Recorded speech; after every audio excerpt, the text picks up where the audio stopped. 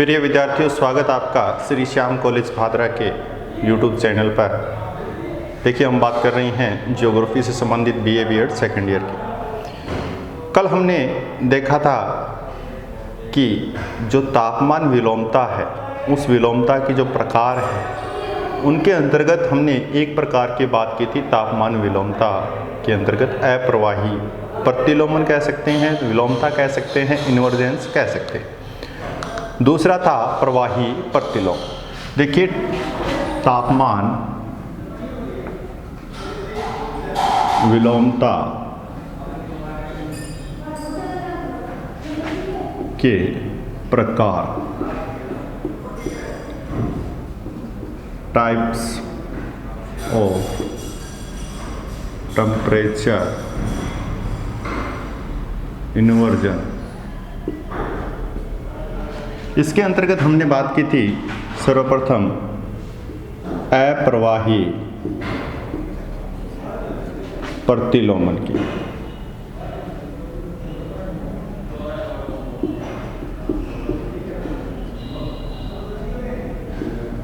Non एडवेक्शनल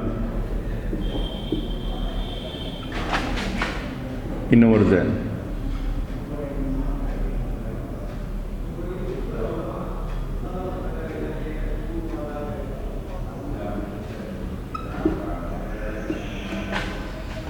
और इसके अंतर्गत दो चीज़ें थी। एक था धरातलीय प्रतिलोमन और दूसरा था उच्च तलीय। अब सेकंड जो है वो है प्रवाही प्रतिलोमन, एडवेक्शनल इन्वर्जन। देखिए, प्रवाही प्रतिलोमन, प्रवाही प्रतिलोमन के अंतर्गत क्या होता है कि जो पवन का संचार है, वो पवन का संचार क्या होगा, तीव्र गति से होगा। और तीव्र गति से होने के कारण क्या होगा कि जो इन्वायरमेंट है, उस इन्वायरमेंट में क्या होगा, परिवर्तन होगा। और वह परिवर्तन कैसे दिखाई देगा, वो देगा कि नीचे का क्षेत्र क्या मिलेगा, ठंडा मिलेगा, और ऊपर का क्षेत्र क्या मिलेगा, गर्म मिलेगा। कैसे मिलेगा, किस प्रकार से मिलेगा, इसको समझने के लिए इसके अंतर्गत तीन प्रतिलोमन आते हैं। चक्रवातीय प्रतिलोमन, दूसरा आता है क्षैतिज प्रतिलोमन, तीसरा आता है घाटी प्रतिलोमन।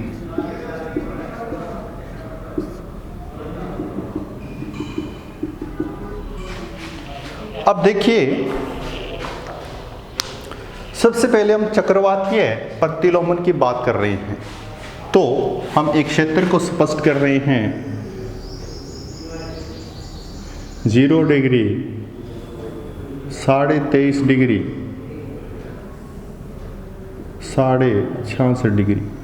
ये क्षेत्र कौन से कटिबंध के अंतर्गत आता है? ये क्षेत्र आता है शीतोष्ण कटिबंध।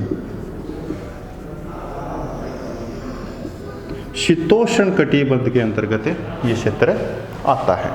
और शीतोष्ण कटिबंधीय क्षेत्र की बात करेंगे तो यहाँ पर एक चक्रवात विस्थापित होता है। चक्रवात विस्थापित कैसे होता है, इस चीज़ को देखेंगे। और वो चक्रवात किस वताग्र के कारण होता है, ये देखेंगे। ठीक है, तो देखिए,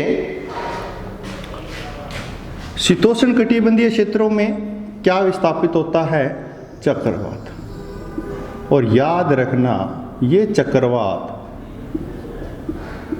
किससे उत्पन्न होते हैं, किससे, फ्रंट वताग्र से उत्पन्न होते हैं। चक्रवातों की उत्पत्ति किससे होती है, वताग्र से होती हैं। और वतागर क्या है?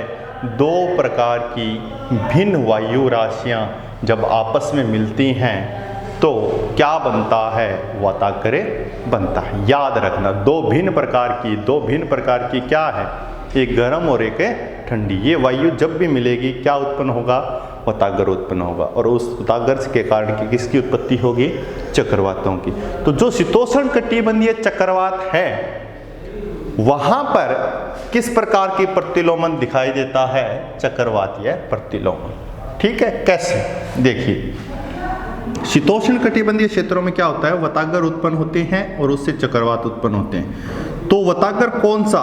वतागर में भी प्रकार होते हैं, शीत वतागर, उष्ण वतागर, स्थायी वतागर, अधिविष्ट वतागर। ये आगे हम बात करेंगे इन वतागरों की। तो शीत वतागर के अंतर्गत क्या होता है? शीत वतागर के अंतर्गत ये ठंडी वायु, और यहां पर है गर्म वायु। इस क्षेत्र में ठंडी वायु है, इस क्षेत्र में गर्म वायु है। अब ये ठंडी वायु गर्म वायु की ओर अग्रसर होगी। ये इस क्षेत्र क्या होगी? ठंडी वायु जब गर्म वायु की ओर अग्रसर होती है तो क्या होता है? ये गर्म वायु को क्या कर देगी? ऊपर धकेल देगी। क्या कर देगी? ऊपर धकेल देगी। ये गर्म वायु यहां से यहां आ जाती है। मैं यहां पर ले आता हूं इस गर्म वायु को, तो ये जो स्पेस रह गया आपका, तो यहां पर क्या रहेगा? फिर ये वायु यहां पर आ जाती है। अब देखिए, ये जो प्रक्रिया बनी है ये शीत वतागर की प्रक्रिया है, और उसी से शीतोष्ण कटिबंधीय चक्रवात उत्पन्न होते हैं। अब देखिए, नीचे का क्षेत्र और ऊपर का क्षेत्र, यहाँ टेम्परेचर हाई टेम्परेचर है और यहाँ टेम्परेचर क्या हो गया? लो हो गया। नीचे ठंडी वायु है, लो टेम्परेचर, ऊपर गर्म वायु है, हाई टेम्परेचर। यहाँ से हम ऊपर की ओर जाएंगे, तापमान में क्या होगी? क्या होगी? ताप में वृद्धि होगी। ये कौन सा प्रतिलोमन है? चक्रवातीय प्रतिलोमन है। प्रतिलोमन क्या होता है कि धरातल से हम ऊंचाई पर जाते हैं तो तापमान में क्या होगी? बढ़ोतरी होगी। उसी को हम प्रतिलोमन कहते हैं। तो ये जो प्रतिलोमन आपको दिखाई दे रहा है ये चक्रवातीय प्रतिलोमन कहलाता है। अब हम एक दूसरे प्रतिलोमन की बात करते हैं, क्षैतिज प्रतिलोमन की। क्षैतिज प्रतिलोमन में क्या होता है? क्षैतिज प्रतिलोमन में ठंडी वायु और गर्म वायु दो होती हैं और दोनों क्षैतिज रूप से कार्यरत होती हैं। कैसे होती है? देखिए, बात करता हूं मैं महाद्वीपों की।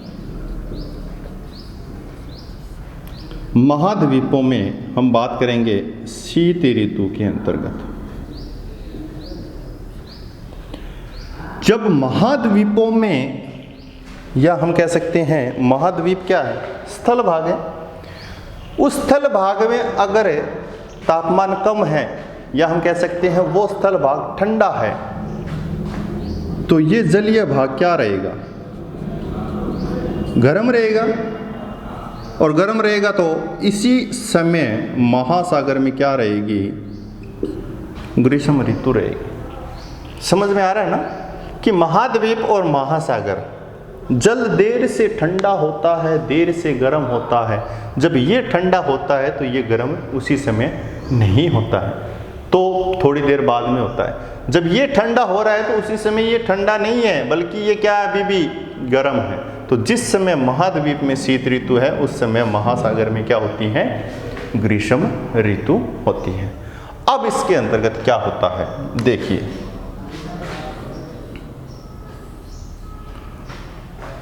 महाद्वीप के अंतर्गत शीत ऋतु है, तो क्या करेगा ये?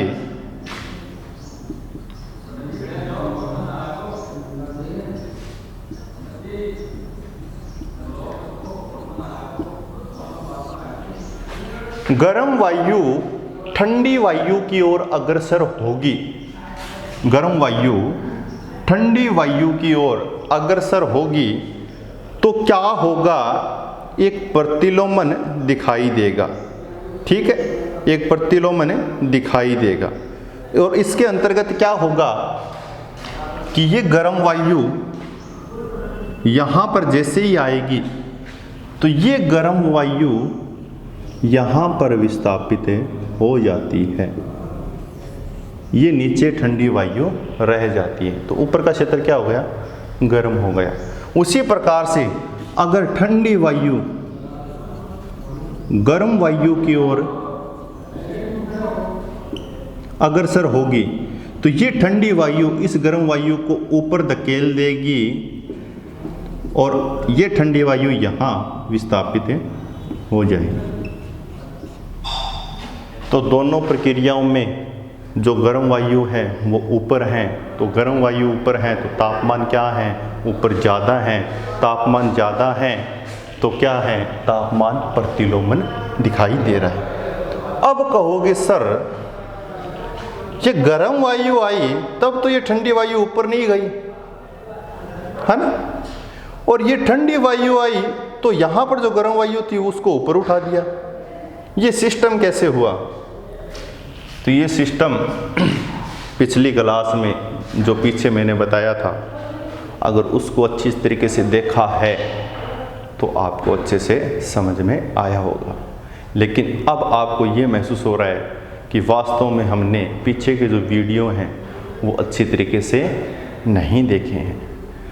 पीछे के वीडियो में सारी कंसेप्ट है, ये ऊपर क्यों गई, एक कंसेप्ट आपको माइंड में लगानी है कि ये ऊपर क्यों गई हैं, इसके पीछे रीज़न क्या है। तो वो रीज़न मैंने आज से कुछ दिन पहले आपको बता दिया था, लेकिन आपको पता नहीं आज, है ना, महसूस हो रहा है ना कमी। इसीलिए कहता हूँ जो चीज़ देखो समझो अच्छी तरीके से देखो उसको क्या है ये। और मैंने बताया कि जो जितने वीडियो पीछे आपने देखे हैं अगर उनको अच्छी तरीके से नहीं पढ़ा तो आगे के वीडियो देखने का मतलब नहीं है। मतलब इसलिए नहीं है कि ऐसे यहाँ पर दिक्कत आ गई, अब ये क्यों आई है, किस कारण आई है, ये चीज़ें पीछे बता चुका हूँ मैं। चलिए एक बार फिर देखते हैं क्या था ये। देखिए गर्म और ठंडी वायु की विशेषता की बात करेंगे तब पता चल जाएगा कि ये सिस्टम कैसे हो रहा है।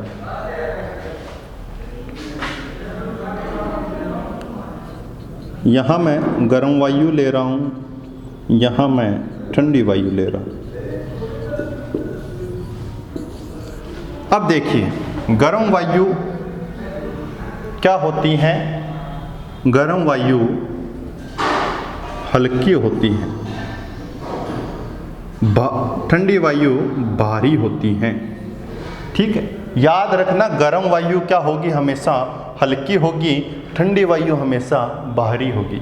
हल्की होगी तो क्या करेगी, ऊपर उठेगी, हल्की चीज़ हमेशा ऊपर की ओर उठती है, और भारी है तो वो क्या करेगी, नीचे बैठेगी।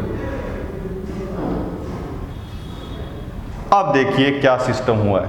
जब ये गर्म वायु गई तो एक मोटो ताजो आदमी बैठे हुए और एक मेरे जिसो पतलो आदमी हुए जम्मा मरियल सो, वो बन धक्को मारा वो हल्ले कोनी हल्ले। उसी प्रकार से ये ठंडी वायु क्या होती है, भारी होती है, और ये गर्म वायु इसको आगे पीछे नहीं धकेल सकती। तो इस कारण ये क्या करेगा, ये गर्म वायु ये अपने आप को एडजस्ट करेगी, कहीं ना कहीं तो एडजस्ट करेगी। जब ये हिल ही नहीं रही है तो कहीं ना कहीं एडजस्ट करेगी, तो वो क्या कर जाती है, इसके ऊपर बैठ जाती है। ठीक है, इसके ऊपर बैठ जाएगी, इसका कोई फर्क नहीं पड़ेगा। मोटो ताजो आदमी है, ऊपर चाहे 5 किलो वजन रख दिया, अपने बेरों पर पड़ा कौन पड़ा। तो ये गर्म वायु ऊपर की ओर चढ़ जाती है इसके।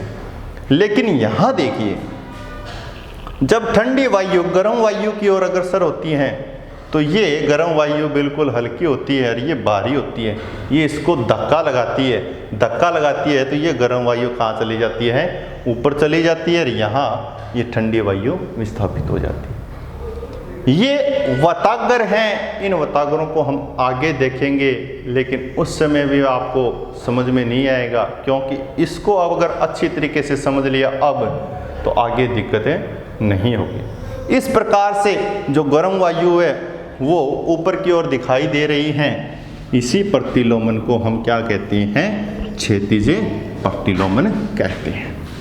ये क्षैतिज प्रतिलोमन होता है महाद्वीपों में ग्रीष्म ऋतु में भी, शीत ऋतु में भी, महासागरों में ग्रीष्म ऋतु में भी और शीत ऋतु में भी। अब देखिए तीसरा जो है घाटी प्रतिलोमन। घाटी प्रतिलोमन क्या है, अच्छे से समझ लेना, वरना पूरे सेशन ये दिक्कत करेगा और बहुत इंपॉर्टेंट चीज़ है, ये बता देता हूँ।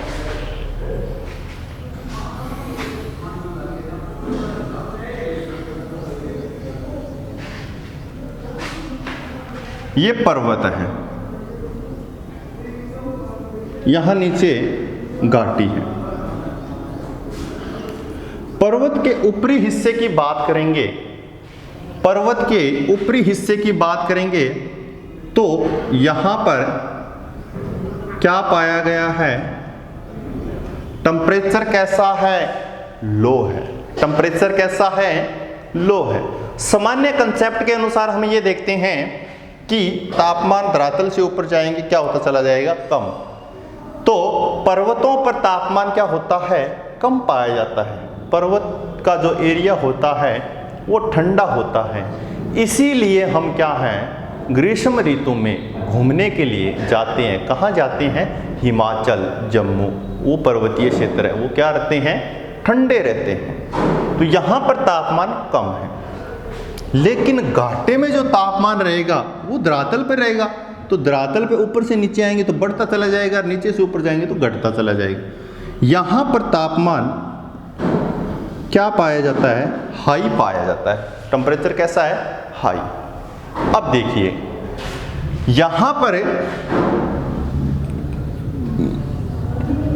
ये लो टेम्परेचर है पर्वतों के ऊपरी भाग में।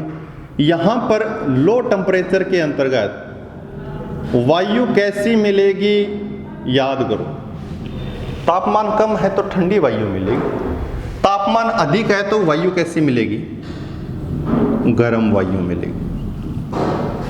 आया समझ में यहाँ तक। अब एक कंसेप्ट लगा हुआ कि ठंडी वायु गर्म वायु की ओर अग्रसर होती है। ठीक है, ये एक सामान्य अवधारणा है। ठंडी वायु गर्म वायु की ओर अग्रसर होगी। ठंडी भारी भी होती है, नीचे बैठने का कार्य करेगी। यहाँ भी लिख देता हूँ मैं, अच्छे से समझ में आ जाएगा। ये भी लो टेम्परेचर है, ठंडी वायु है। यहाँ से भी वायु नीचे बैठने का कार्य करेगी। आ गई ठंडी वायु, कहाँ आ गई, नीचे आ गई। अब मोटी ताजी ठंडी वायु भारी अठे गर्म कना आई, तो ये गर्म वायु कहाँ चली जाएगी, कहीं ना कहीं एडजस्ट होगी, ये होगी, बिल्कुल होगी। यहाँ से फिर ये गर्म वायु ऊपर जाकर इन क्षेत्रों में वापस विस्थापित हो जाती है। यहाँ वायु कैसी आ गई, गर्म। कैसी आ गई, गर्म वायु आ गई। अब देखिए ऊपरी क्षेत्रों में वायु कैसी हो गई, गर्म, और निचले क्षेत्रों में वायु कैसी आ गई, ठंडी। कैसे आ गई, ठंडी। ऊपर वायु गर्म हो गई और नीचे वायु क्या हो गई, ठंडी। क्या दिखाई दे रहा है, कुछ प्रतिलोमन दिखाई दे रहा है, दे रहा है जी। यही प्रतिलोमन क्या कहलाता है, घाटी प्रतिलोमन कहलाता है। क्या कहलाता है, घाटी प्रतिलोमन कहलाता है। अब देखिए जब हम पवनों की बात करेंगे उसके संदर्भ में भी देखेंगे, जब ये पर्वतों से नीचे की ओर जा रही है हवाएं, इन हवाओं को एक नाम से संबोधित किया गया है, कैटाबैटिक पवन, जो पर्वतों से घाटी की ओर चलती हैं। और जो घाटी से पर्वत की ओर ऊपरी क्षेत्रों में चलती हैं, इसको कहते हैं एनाबैटिक पवन। क्या कहते हैं? एनाबैटिक पवन। ये है आपका घाटी प्रतिलोमन, इसको कहते हैं घाटी प्रतिलोमन। और इस घाटी प्रतिलोमन के कारण क्या होता है कि जो पर्वतीय क्षेत्र होती हैं, उन पर्वतीय क्षेत्रों और जो घाटी के क्षेत्रों में होते हैं, ये न तो लोग यहाँ पर रहते हैं न यहाँ पर रहते हैं। घाटी प्रतिलोमन के कारण क्या है? मध्यवर्ती भागों में रहते हैं, मध्यवर्ती भागों में रहते हैं। जो हम बात करेंगे कि जो स्विट्ज़रलैंड के लोग हैं, वो लोग क्या करते हैं? घाटी प्रतिलोमन के कारण जो पर्वतीय भाग होते हैं वहाँ पर बागान विस्थापित करते हैं। और इसी घाटी प्रतिलोमन के द्वारा क्या होता है? इस घाटी प्रतिलोमन के द्वारा कोहरा भी आता है, और जो बागान स्थित होते हैं, चाय के बागान वगैरह या कोई और भी हो सकते हैं, कौवा के बागान वगैरह, जैसे ब्राज़ील की बात करें, तो यहाँ पर जो अधिवास होते हैं वो पर्वतीय क्षेत्रों में आपको दिखाई देते हैं, घाटी के क्षेत्रों में दिखाई नहीं देते हैं। क्योंकि घाटी के क्षेत्रों में क्या आ जाता है? ठंडा क्षेत्र हो जाता है, पाला पड़ना शुरू हो जाता है, इसलिए पर्वतीय क्षेत्रों में आपको कुछ न कुछ दिखाई देगा। तो ये इसकी कुछ विशेषता थी, लेकिन मेन जो कंसेप्ट है वो ये है, घाटी प्रतिलोमन किसे कहते हैं। तो आशा करता हूँ कि आपको अच्छे से समझ में आया होगा। इसके बाद में जो तीसरा आपका पॉइंट है, यांत्रिक प्रतिलोमन, मैकेनिकल इन्वर्जेंस, वो हम कल पढ़ेंगे। Thank you very much. जय हिंद, जय भारत।